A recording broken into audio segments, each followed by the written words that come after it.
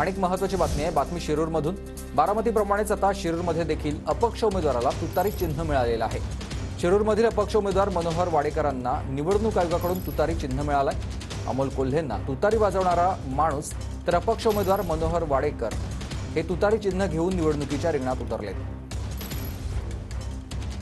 आयोग मागितल्याप्रमाणे मला तुतारी हे चिन्ह मिळालेले असून आमच्या विरोधी पक्षीय उमेदवाराला तुतारी फुकणारा माणूस हे चिन्ह मिळालेलं असून ह्या चिन्हामध्ये कुठल्याही प्रकारची दिशाभूल समाजाची होणार नाही, मतदाराची होणार नाही।